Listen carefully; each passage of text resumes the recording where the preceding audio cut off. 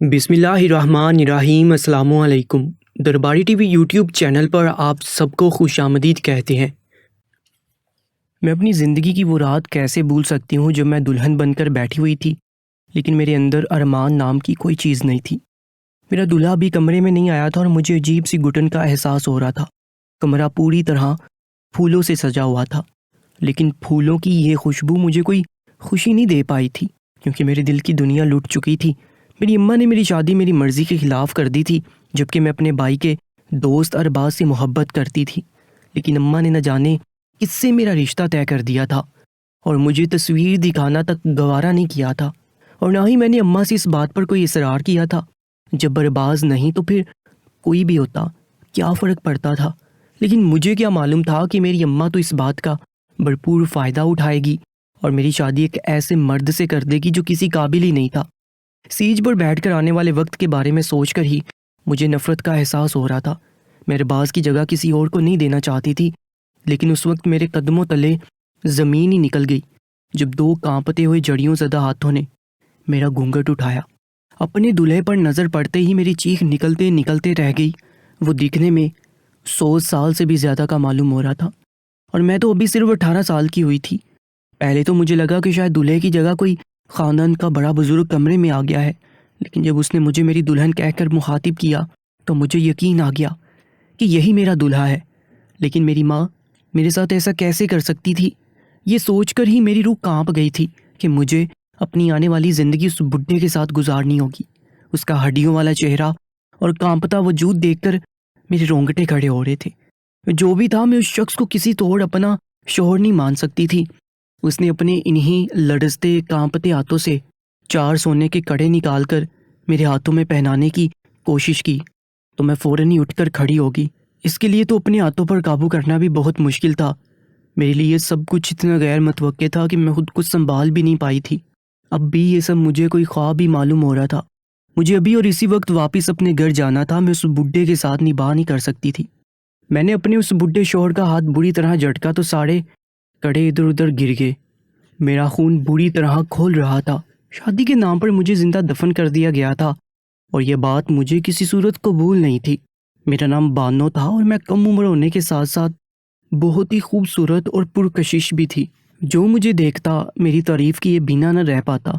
ہر کوئی پہلی نظر میں ہی میری خوبصورتی کا دیوانہ ہو جاتا۔ ارباز تو پوری طرح میرا عاشق تھا۔ وہ میری اسکول کی سہیلی کا بھائی تھا اور پچھلے 4 سال سے میری محبت میں پوری طرح ڈوبا ہوا تھا۔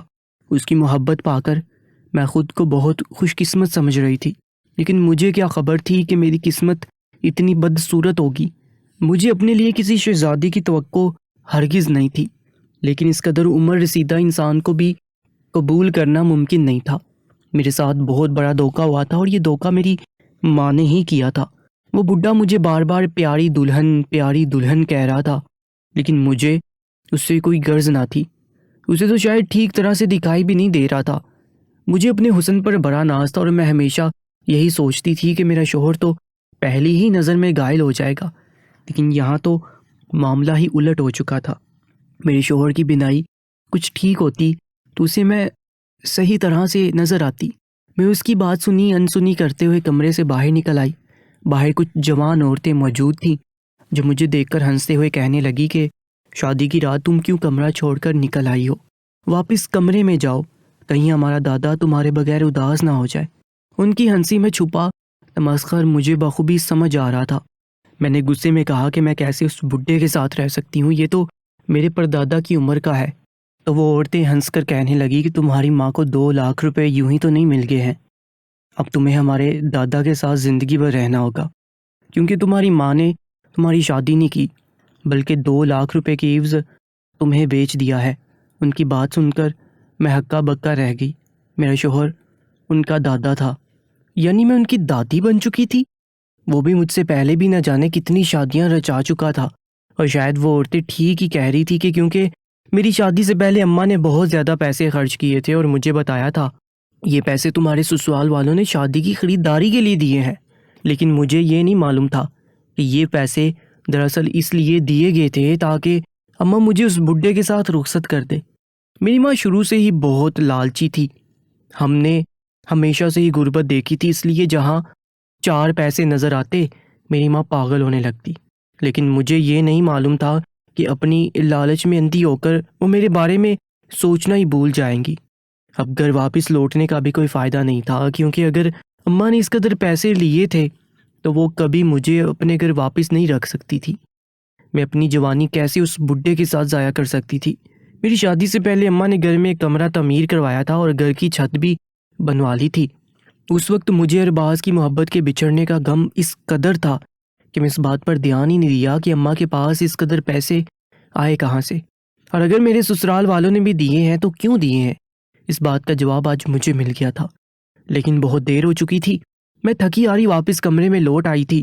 وہ بڈھا بستر پر بیٹھا ہی میرا انتظار کر رہا تھا۔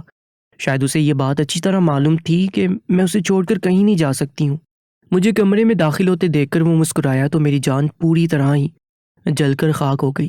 اس بڈھے کے منہ میں تو 4 دانت بھی ٹھیک طرح سے نہیں تھے۔ مجھے دیکھتے ہوئے وہ کہنے لگا، میری دلہن، تمہیں میری پوتیوں نے بتا ہی دیا ہوگا کہ تمہاری ماں نے پیسے لے کر تمہیں میرے ساتھ رخصت کیا ہے، اس لیے آئندہ اس گھر کو چھوڑ کر جانے کا سوچنا بھی مت، ورنہ ساری زندگی تم پچھتاتی رہو گی۔ تم فکر نہ کرو، میں تمہیں بہت ہی محبت سے رکھوں گا۔ میری دوسری بیوی کے انتقال کو 6 مہینے ہو گئے ہیں۔ میں نے تم سے شادی بھی اس لیے کی ہے کیونکہ میرے گھر والے اب میرا خیال نہیں رکھ سکتے۔ میں تنہا سارا دن یہاں وہاں پڑا رہتا ہوں، لیکن کوئی مجھ سے 2 لفظ بات کرنے والا بھی نہیں۔ سب کو بس میرے مرنے کا انتظار ہے۔ کچھ جملے بول کر ہی اس بڈھے کا سانس بری طرح پھولنے لگا تھا اور وہ ایسے ہانپ رہا تھا جیسے کئی میل دور کا سفر کر آیا ہو۔ یہ سوچ کر میری جان نکل رہی تھی کہ اس بڈھے کی تو پوتیاں بھی عمر میں مجھ سے کافی بڑی تھی۔ میری ماں نے میرے لیے ایک ایسا آدمی چن لیا تھا جس میں نہ ہی طاقت بچی تھی اور نہ ہی ہمت۔ سبھی اس کی موت کے منتظر تھے، لیکن مجھے تو اس کی موت کا سوچ کر بھی خوف آ رہا تھا۔ ہماری برادری میں تو رواج تھا کہ اگر کوئی عورت بیوہ ہو جاتی تو وہ ساری زندگی اپنے شوہر کے نام پر ہی بیٹھی رہتی، اسے کبھی دوسری شادی کرنے کی اجازت نہ ملتی۔ اور اس بڈھے کو دیکھ کر تو مجھے ایسا لگ رہا تھا کہ میری ساری زندگی بس اسی کے نام پر ہی گزرنے والی ہے۔ نہ ہی یہ بڈھا مجھے اپنی زندگی میں کوئی خوشی دے سکتا تھا اور نہ ہی اس کے مرنے کے بعد مجھے آزادی مل سکتی تھی۔ ارباز کی محبت کو کھو دینے کا دکھ ہی بہت بڑا تھا۔ اب اس 105 سال کے بڈھے کو اپنے شوہر کے روپ میں دیکھ کر تو رہی سہی امنگیں بھی ختم ہو چکی تھی۔ مجھے یقین تھا کہ اس بڈھے میں بالکل بھی طاقت نہیں ہوگی اور نہ ہی وہ میرے ساتھ کوئی تعلق بنا سکے گا، اور میں بھی یہی چاہتی تھی کہ یہ مجھ سے دور ہی رہے تو اچھا ہے۔ مجھے تو اس بات پر خوشی محسوس ہو رہی تھی، میرے دل میں ارباز کی محبت زندہ تھی اور مجھے یقین تھا کہ جلد ہی وہ مجھے یہاں سے آ کر لے جائے گا۔ جب اسے پتہ چلے گا کہ میری ماں نے اس کی جگہ میری شادی کس سے کی ہے تو وہ میری محبت میں دوڑا چلے آئے گا۔ مجھے کمرے میں آئی زیادہ دیر نہ ہوئی تھی کہ میرا بڈھا شوہر بشیر تو میرے بستر پر لیٹتے سے پہلے ہی سو چکا تھا۔ جتنی دیر میں نے اپنا جوڑا تبدیل کیا اور زیور اتار کے رکھا، اس کے خراٹے کمرے میں گونجنے لگے تھے۔ میرا دل خون کے آنسو رو رہا تھا۔ ہر لڑکی کی طرح شادی کو لے کر میں نے بھی بچپن سے ہی بہت سے خواب دیکھے تھے، لیکن وہ سب کے سب مٹی ہو چکے تھے۔ جہاں مجھے اس بات کی خوشی تھی کہ میرا شوہر میرے ساتھ کوئی رشتہ نہیں بنا سکتا تھا، وہیں اس بات کا دکھ بھی تھا کہ میری ساری زندگی ایسے ہی تنہا گزر جانی تھی۔ میں نے ایک نظر حویلی کی دیواروں پر ڈالی جہاں میں رخصت ہو کر آئی تھی۔ یہ دیواریں مجھے اپنا مقبرہ معلوم ہو رہی تھی۔ اپنی ماں کی طرف سے میں بہت زیادہ بدظن ہو چکی تھی۔ میری ماں نے اپنے حق میں بہت ہی بہترین سودا کیا تھا، لیکن میں خسارے میں رہ گئی تھی۔ 2 لاکھ روپے کی رقم میری ماں کے لیے تو بہت ہی بڑی تھی، کیونکہ میرا ابا ایک پھل فروش تھا، اور اس کے باوجود بھی ہم ساری زندگی پھل کھانے کے لیے ترستے رہے تھے۔ ہم 8 بہن بھائی ایک کمرے کے مکان میں رہتے تھے اور بارش میں بھی اس کمرے کی چھت پوری طرح ٹپکتی تھی۔ اماں نے 2 لاکھ سے اپنی زندگی کے سارے مسئلے حل کر لیے تھے اور پوری زندگی جہنم بنا دی تھی میری۔ اگلی صبح میں کمرے سے باہر نکلی تو ایک بہت بڑی سی ڈائننگ ٹیبل پر تقریباً سارے خاندان کے لوگ جمع تھے، اور سبھی میرے شوہر کے بیٹے بیٹیاں پوتے پوتیاں تھے جو ان کی شادی کی خوشی میں آئے ہوئے تھے۔ میرے اندر ایک عجیب سی حسرت نے جنم لے لیا تھا۔ میں نے ایک نظر اپنی ہی عمر کے لڑکوں پر ڈالی تو میرے دل میں کسک سی اٹھنے لگی۔ وہ سبھی بہت کڑیل جوان سے تھے۔ مجھ جیسی حسین اور خوبصورت لڑکی کے لیے ایسے ہی کسی لڑکے کو ہونا چاہیے تھا۔ ارباز نہ صحیح، لیکن کوئی تو ایسا ہوتا جو میرا ہم پلہ ہوتا۔ اس وقت ٹیبل پر موجود تمام لوگوں کی نظریں ہی مجھ پر جمی ہوئی تھیں، اور ان کی نگاہوں میں میرے لیے جو کچھ تھا وہ میرے لیے ناقابل برداشت تھا۔ اس پر سے بشیر کا رویہ ایسا تھا جیسے وہ کوئی 22-24 سال کا نیا نویلا دولہا ہو۔ بشیر نے عجیب فرمائش کر دی تھی کہ اسے میرے ہاتھ سے پہلا نوالا کھانا ہے، اور اتنے لوگوں کی موجودگی میں میرے ہوش اڑ گئے تھے۔ بڈھے کو ذرا شرم نہیں آئی تھی، مجھے سب کی نظروں میں تماشا بنا دیا تھا۔ سبھی بشیر کی فرمائش سن کر منہ دبائے ہنس رہے تھے، اور میرا حال ایسا تھا کاٹو تو بدن میں لہو نہیں۔ میں شرم سے پانی پانی ہو رہی تھی۔ بہت ہی مجبوری کے عالم میں میں نے ایک نوالا بشیر کے منہ میں ڈالا اور سر جھکا لیا۔ بہت ہی مشکل سے میں نے کھانا ختم کیا اور فوراً کمرے میں دوڑ لگا دی۔ بستر پر لیٹ کر نہ جانے میں کتنی دیر روتی رہی تھی۔ بشیر نے مجھے روتے دیکھا تو پریشان ہو گیا اور میرے ماتھے کو چوم لیا۔ بشیر کی اس حرکت نے مجھے مزید غصہ دلا دیا تھا، لیکن میں خاموش ہو کر رہ گئی تھی۔ میں دل ہی دل میں سوچ رہی تھی کہ کیا ہی اچھا ہوتا کہ میری شادی بشیر کی جگہ اس کے کسی پوتے سے ہو گئی ہوتی، تو کم از کم میرے لیے ارباز کو بولنا کچھ تو آسان ہوتا۔ دن بہت تیزی سے گزر رہے تھے اور بشیر کے ساتھ میری شادی کو 1 ہفتہ ہو گیا تھا۔ میرے بڈھے شوہر نے اس 1 ہفتے میں میرے ساتھ کچھ نہیں کیا تھا۔ میں شادی کے 1 ہفتے بعد بھی پوری طرح کنواری تھی۔ اس نے صرف مجھے اپنی خدمت کے لیے اپنا نکاح میں لیا۔ کبھی وہ مجھ سے اپنا سر دبواتا تو کبھی اپنے پاؤں۔ میں اس کی خدمت کرنے سے بیزار آ چکی تھی۔ سراسر دن وہ میرے سامنے بستر پر پڑا رہتا اور کبھی کبھی تو آدھا دن بھی سوتے ہوئے گزار دیتا، لیکن ہر دن سونے سے پہلے وہ مجھے ایک عجیب سی چیز کھلاتا تھا جو میں نے پہلے کبھی نہیں کھائی تھی، لیکن وہ چیز مجھے بہت ہی زیادہ پسند آئی تھی۔ میں بہت شوق سے اس چیز کو کھانے لگی تھی۔ مجھے تو اس کا نام بھی معلوم نہیں تھا۔ میں نے اپنی پوری زندگی میں ایسی لذیذ چیز نہیں کھائی تھی، لیکن جب سے میں وہ کھا رہی تھی مجھے اپنے اندر بہت سی تبدیلیاں رونما ہوتی ہوئی محسوس ہو رہی تھی۔ مجھے شیشے میں دیکھتے ہوئے بھی عجیب سا لگنے لگتا تھا۔ میرے وجود میں ہونے والی تبدیلیاں بہت ہی واضح طور پر نظر آ رہی تھی۔ میں پہلے سے بھی کہیں زیادہ حسین ہو گئی تھی۔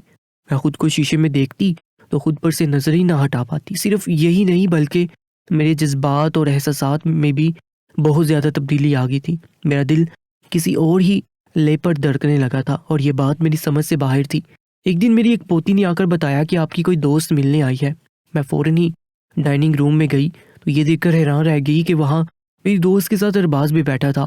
وہ مجھے دیکھنے کے لیے ہی آیا تھا اور اب آنکھیں پھاڑ پھاڑ کر مجھے دیکھ رہا تھا، کیونکہ میرے اندر آنے والی تبدیلیاں واضح طور پر نظر آ رہی تھی۔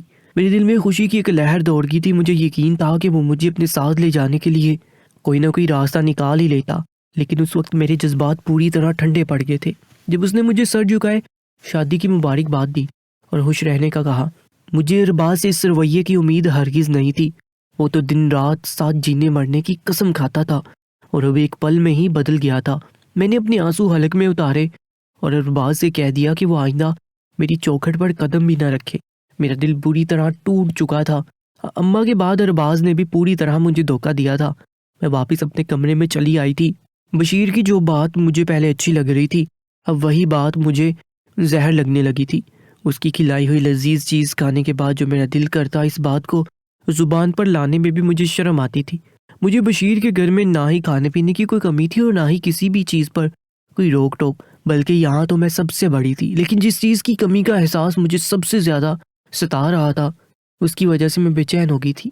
ساری رات میں بستر پر کروٹیں بدلتی رہتی لیکن مجھے نیند نہ آتی۔ ایک دن بشیر بہت گہری نیند سو رہا تھا اور میں رات بھر اس کی دی ہوئی چیز کھانے کے بعد ابھی تک سو نہ سکی تھی اور کمرے سے باہر نکل آئی تھی۔ مجھے بہت زیادہ گرمی کا احساس ہو رہا تھا اور میرے حلق میں بھی کانٹے پڑ رہے تھے۔ میں نے سیدھا باورچی خانے کا رخ کیا۔ یہ حویلی تو میری سوچ سے بھی کہیں زیادہ بڑی تھی اور خوبصورت تھی۔ میں نے تو ایک چھوٹے سے کمرے میں آنکھ کھولی تھی اور ساری زندگی بنیادی ضروریات کے لیے بھی ترستے ہوئے گزار دی تھی، لیکن جب سے میں بشیر کی دلہن بنی تھی مجھے کبھی کسی چیز کے لیے ترسنا نہیں پڑا تھا۔ لیکن دوسری ہی تشنگی میرے نصیب کا حصہ بن گئی تھی۔ میں نے باورچی خانے میں قدم رکھا تو وہاں پہلے سے ہی بشیر کا ایک پوتا موجود تھا جو اپنے لیے ملک شیک بنا رہا تھا۔ وہ میری ہی عمر کا تھا اور اسے دیکھ کر نہ جانے کیوں رات کی اس پہر میرے لیے اپنے جذبات پر قابو پانا مشکل ہو گیا تھا۔ وہ بہت ہی احترام سے مجھ سے پوچھ رہا تھا کہ کیا آپ کے لیے ملک شیک بنا دوں، لیکن میری نظر تو بس اس کے چہرے پر ہی ٹک گئی تھی۔ میں دل ہی دل میں سوچنے لگی کہ میرے مقدر میں ایسا کوئی کیوں نہیں لکھا ہوا، میں کس قدر حسین ہو گئی تھی، لیکن اس نے ایک دفعہ بھی نگاہ اٹھا کر میرے چہرے کی طرف نہیں دیکھا تھا۔ بے اختیار ہی میں اس کے قریب ہوگی تو وہ بھی میری آنکھوں میں آنکھیں ڈال کر دیکھنے لگا۔ میں یہی تو چاہتی تھی۔ اس سے پہلے کہ میرے لیے خود پر قابو پانا مشکل ہو جاتا میں اسے کوئی جواب دیے بنا ہی کمرے میں چلی آئی۔ شادی کے شروع میں سوچتی تھی کہ اچھا ہے میرا شوہر کسی قابل نہیں ہے، میں سکون سے اس حویلی میں اپنی زندگی گزار لوں گی، مگر اب میرے دل میں مچلتے جذبات نے میرے لیے بہت ہی مشکل کھڑی کر دی تھی۔ میں باقاعدگی سے وہ میٹھا کھا رہی تھی، جسے کھانے کے بعد مجھ میں اتنی تبدیلی آ گئی تھی کہ میرا وجود پوری طرح بڑھ گیا تھا۔ میں پہلے بھی خوبصورت تھی، لیکن اب تو میری خوبصورتی میں 4 چاند لگ گئے تھے۔ میرا دل چاہنے لگا تھا کہ 10 مرد میری طرف دیکھیں، پہلے کی طرح ہی مجھے سراہیں، میری تعریف کریں، لیکن اب یہ ممکن نہیں تھا۔ گھر کے سبھی مرد مجھے احترام کی نگاہ سے دیکھتے تھے، لیکن مجھے احترام کی نہیں، محبت کی ضرورت تھی، اور وہ محبت مجھے بشیر سے حاصل نہیں ہو سکتی تھی، اس لیے مجبوراً میں دوسرے مردوں کی طرف دیکھ رہی تھی۔ میرا حال ایسا تھا کہ کوئی بھی میرے جذبات سے بآسانی کھیل سکتا تھا، اور میں خوشی خوشی اس سے اپنا آپ لٹا سکتی تھی۔ ہر گزرتے دن کے ساتھ میں آگ میں جل رہی تھی۔ ایسے ہی ایک دن میں خود پر قابو نہ پا سکی اور بشیر کی اسی پوتے کے گلے سے لگ گئی جو اس رات باورچی خانے میں موجود تھا۔ وہ بھی میرے جذبات سے بخوبی واقف ہو چکا تھا، اسی لیے اس نے بھی مجھے خوشی خوشی اپنے سینے سے لگا لیا۔ لیکن یہ میری بد نصیبی تھی کہ اسی وقت بشیر چلا آیا اور ہم دونوں کو اس طرح دیکھ کر اس کے ہوش ہی اڑ گئے۔ اس سے پہلے کہ بشیر آگے بڑھ کر میرے ساتھ کوئی برا سلوک کرتا، اس کا پوتا شہزاد درمیان میں آ گیا۔ بہت دھیمے سے انداز میں کہنے لگا، بڑے دادا جی، میں آپ کی بہت عزت کرتا ہوں، لیکن بانو عمر کے جس حصے میں ہے، اسے محبت کے ساتھ ساتھ اور بھی چیزوں کی ضرورت ہے، اور آپ اس کی وہ تمام خواہشات پوری کرنے کے قابل نہیں ہیں۔ بانو کی اماں نے تو اس کے ساتھ ظلم کیا ہی ہے، لیکن آپ بھی اس جرم میں برابر کے شریک ہیں۔ یہ جانتے ہوئے بھی کہ آپ اسے اس کا حق نہیں دے سکتے، آپ نے اسے اپنے نکاح میں لے لیا اور اس کی تکلیف کا باعث بن گئے۔ شہزاد کی بات سن کر بشیر غصے سے میری طرف دیکھنے لگا تو میں نے روتے ہوئے ان کو بتایا کہ ان کا دیا ہوا میٹھا کھانے کے بعد مجھ میں کسی بھی طرح خود پر قابو نہیں رکھا جاتا۔ میری بات سن کر شہزاد نے اپنا سر پکڑ لیا اور حیرت سے مجھ سے پوچھنے لگا کہ دادا کے لیے جو میٹھا حلوہ میں لے کر آتا ہوں، کیا وہ تم بھی کھاتی ہو؟ میں نے اس بات میں سر ہلایا تو شہزاد کہنے لگا کہ وہ مختلف قسم کے مغزیات اور ڈرائی فروٹس کا حلوہ ہے، لیکن ساتھ ہی ساتھ شہزاد اس میں حکیم سے طاقت کی دوائیں بھی ملوا کر لاتا تھا تاکہ دادا جی کسی طرح میرے قابل ہو جائے۔ شہزاد کو پہلے دن سے ہی معلوم تھا کہ اس کے دادا کسی قابل نہیں ہے، اور یہی بات مجھے پریشان کر دے گی، اسی لیے وہ پہلے سے ہی اپنے دادا کو طاقت کی حکیمی دوائیاں کھلا رہا تھا، لیکن اسے یہ معلوم نہیں تھا کہ اس کے دادا نے وہ حلوہ مجھے بھی کھلا دیا ہے۔ شہزاد کی بات سن کر بشیر بستر پر بیٹھ گیا۔ ان کے لیے تو زیادہ دیر کھڑے رہنا بھی مشکل تھا۔ وہ شہزاد سے کہنے لگے، پوتے مجھے تو بتا دیا ہوتا، میں اس کو بھی روزانہ وہ حلوہ کھلا رہا تھا، مجھے لگا کہ حلوے کے کھانے سے اس کی صحت بہتر ہو جائے گی۔ شہزاد نے اپنے دادا کو احساس دلا دیا تھا کہ وہ کسی بھی طرح میرے قابل نہیں ہے، اور اگر انہیں خدمت کے لیے کسی کی ضرورت ہے تو انہیں کسی ایسے ملازم کو رکھ لینا چاہیے جو ہر وقت ان کے ساتھ رہے۔ بشیر کہنے لگے، اس میں میرا کیا قصور ہے؟ میری بہوؤں نے خود اسے اس کی شادی مجھ سے کروائی ہے، اور سب میری ذمہ داریوں سے اپنی اپنی جان چھڑوانا چاہتی تھی۔ شہزاد کہنے لگا، دادا بانو کو اس رشتے سے آزاد کر دے، میں بانو سے شادی کر لوں گا، میں اس بات کا وعدہ کرتا ہوں کہ بانو ہمیشہ آپ کی خدمت کرتی رہے گی۔ شہزاد کی باتوں نے بشیر کو احساس دلا دیا تھا کہ میرے ساتھ جو ہوا وہ بالکل بھی ٹھیک نہیں تھا، اس لیے انہوں نے مجھے طلاق دے دی۔ کچھ ہی عرصے بعد شہزاد نے مجھ سے شادی کر کے مجھے اپنے گھر کی عزت بنا لیا، اور میری خوبصورتی کا دیوانہ ہو گیا تھا وہ۔ شہزاد میری زندگی میں ایک تازہ ہوا کا جھونکا ثابت ہوا تھا، جس نے مجھے ایک ایسے قفس سے رہائی دلائی تھی جس سے رہا ہونے کے بارے میں سوچنا بھی مجھے مشکل لگتا تھا۔ ایک بات جو میں نے زندگی سے سیکھ لی تھی کہ انسان کبھی پیسے اور دولت سے خوش نہیں ہوتا، اسے خوش رہنے کے لیے ایک احساسات اور جذبات رکھنے والی انسان کی ضرورت ہوتی ہے جو اس کی بنیادی ضرورتوں کے ساتھ ساتھ اس کی نفسانی خواہشات کو بھی پورا کر سکے۔ اکثر مرد اس قابل نہیں ہوتے کہ وہ کسی عورت کو اپنی زندگی کا حصہ بنائے، لیکن وہ اس بات کو قبول کرنے کی بجائے ایک عورت کو اپنی زندگی میں لا کر اس کی زندگی کو بھی بدتر بنا دیتے ہیں۔ ہمارے معاشرے کے مرد اس بات کو قبول کرنے میں بہت عار محسوس کرتے ہیں کہ وہ نامکمل ہے۔ میری تمام مرد حضرات سے گزارش ہے کہ کسی اور بانوں کے جذبات کو روندنے سے پہلے ایک بار اپنا علاج کروانے کو ترجیح دیجیے تاکہ وہ میری طرح غلط روش اختیار نہ کر بیٹھے، کیونکہ جب گھر کا مرد عورت کے جذبات کی تسکین کا سبب نہیں بنتا تو اس کا یہی دل چاہتا ہے کہ باہر کے مرد اس کی طرف نگاہ اٹھا کر دیکھیں، اور ایسے میں اگر کوئی اسے اپنا کاندھا دے تو وہ عورت گناہ اور ثواب کا تجزیہ کیے بغیر ہی اس سہارے کو اپنا لیتی ہے۔ مجھے تو شہزاد جیسے مخلص انسان کا ساتھ نصیب ہو گیا تھا، لیکن ہر بانوں کو ایسا انسان نہیں ملتا جو اسے اپنے گھر کی عزت بھی بنا لے۔ میں آج بھی بشیر کی خدمت کر رہی تھی، لیکن اب ہمارے درمیان کا رشتہ بدل چکا تھا۔ اپنے گھر کے بزرگوں سے اپنی جان چھڑانے کے لیے کسی اور کی بیٹی کی زندگی کو برباد کرنے کے بجائے اس کے لیے کسی ملازم کو رکھ لیجئے، تو یہ سب کے حق میں اچھا رہے گا۔ امید کرتے ہیں کہ آج کا یہ سچا واقعہ آپ کو پسند آیا ہوگا۔ اگر آپ ایسے ہی سچے واقعات سننا چاہتے ہیں تو اس چینل کو سبسکرائب کر لیجئے گا اور ساتھ موجود بیل آئیکن پر بھی کلک کر لیجئے گا۔ اپنا بہت زیادہ خیال رکھا کریں۔ اللہ نگہبان۔